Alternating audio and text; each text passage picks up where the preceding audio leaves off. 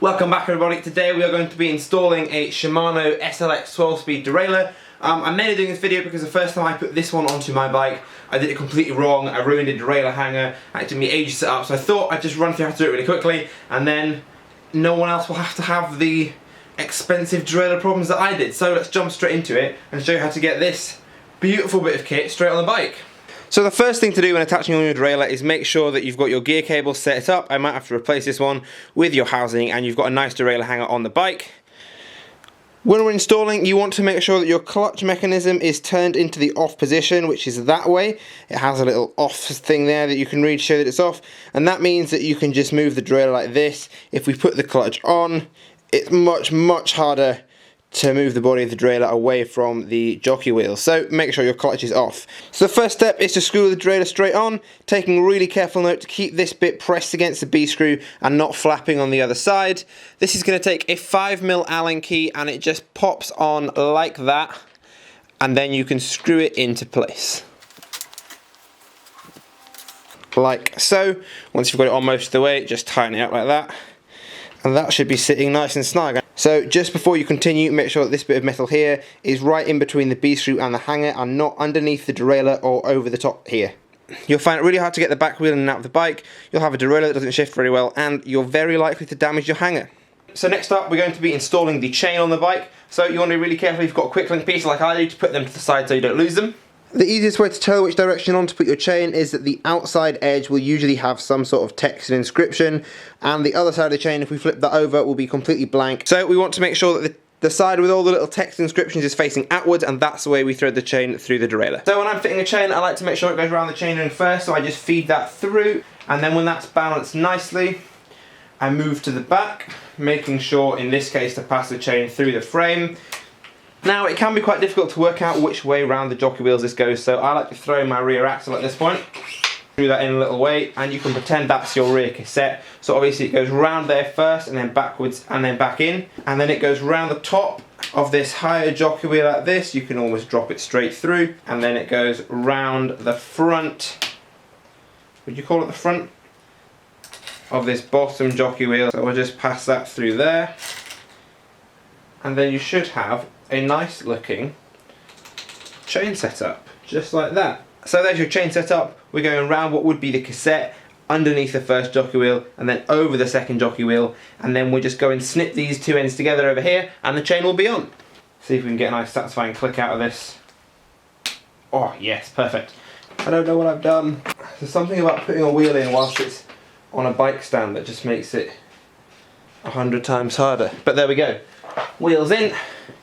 We just tighten up that rear axle. If you just give your bike a pedal, the chain should just settle where it wants to be, and then we can make the adjustments. First of all, we're going to be adjusting the upper and lower limit screws to make sure the derailleur can't jump off the bottom or the top of the derailleur. I can't remember which way around they go, but it doesn't matter because you adjust them the same either way.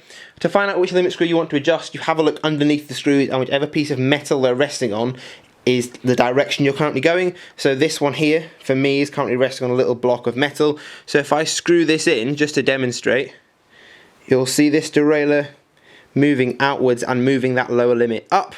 So what we want to do is align that bottom jockey wheel of the derailleur directly in line with our lowest gear, which is quite hard to see, but this jockey wheel in here wants to be directly in line with that bottom derailleur, and we've got that set up nicely. You can kind of check that that limit screw is set up properly. If you give it a pedal while it's in its highest gear, it should just run really cleanly around this bottom ring of the cassette, and if it feels like it's jumping off this way or jumping up the cassette a little bit, you can just play around with that limit screw to get that perfect. So now that's done, I'm actually going to change my gear cable really quickly because it's looking a bit worse for wear, so I will hop straight back on once I've done that. And you just want to make sure you have a nice fresh, are they called ferrules? One of these bad boys on the end. Then once you've got that wire through, just poke it through this bit of hole on the derailleur, make sure that ferrule sits nicely in place, and your cable is kind of fitted. The next step is to get the cable fitted into this little mechanism down here. Now I'm not 100% sure how this is meant to go, but I always just throw it through this rounded bit, clip it in like that, and make sure it comes up and around the other side, just so it's really easy for me to adjust. So in the top, round underneath the metal shelf, and then out the bottom like that is how your cable should probably look. When you're doing this, make sure you've got your trusty Formula Allen key to hand, so that once you've got it through the right bit, you can just kind of snug that up in there like this.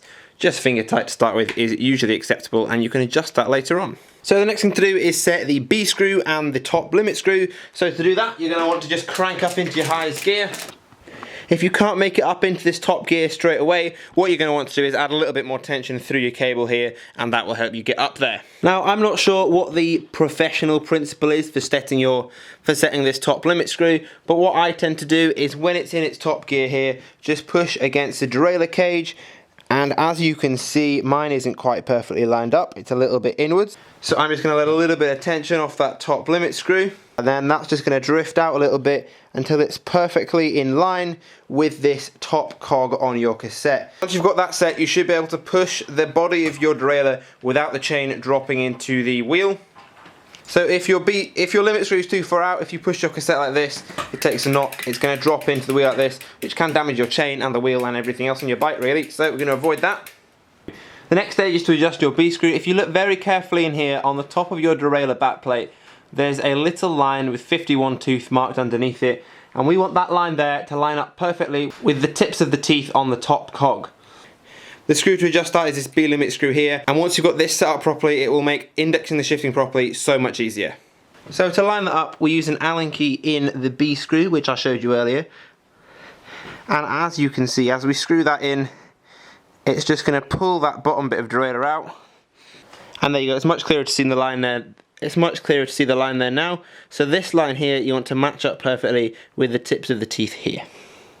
There you go, as you can see now, we've got that nicely lined up, so that little black marking on the top of the derailleur is perfectly in line with all the tips of these teeth on my cassette, which you can see are very worn out. Look at how much shorter that one is, not ideal. So we're now on to the final step, which is to index the gears so they shift smoothly through all gears as they should do. When you're running through the gears, if the chain is struggling to hop into a bigger cassette, you need to add more tension. And if it's hopping too far or trying to jump 2 gears at a time, it needs a little bit less tension in the derailleur so that it only skips 1 gear at a time. Once you've got the base tension set on the wire, you can use this adjuster here to make much smaller adjustments to the cable tension to help that shifting get much easier. So if you turn this away from the bars, you're adding tension to the cable, which is going to help with upshifting. And if you turn it away from the bars, you're going to be releasing tension from the cable. That means if it's skipping 2 gears at a time or it's trying to hop into the next gear, this is the direction you want to go.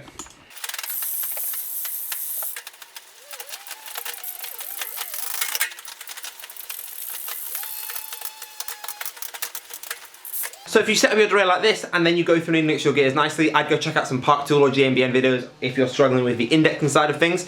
Then you'll have a fully functional derailleur. It's worth bearing in note that once the cable has worn out a little bit and it's gone through the initial cable stretch period, then you will have to re-index your gears. It's good to do this regularly anyway, just to make sure they're running smoothly. Final thing we have to do is just to snip the end off this cable and put a wire end cap on.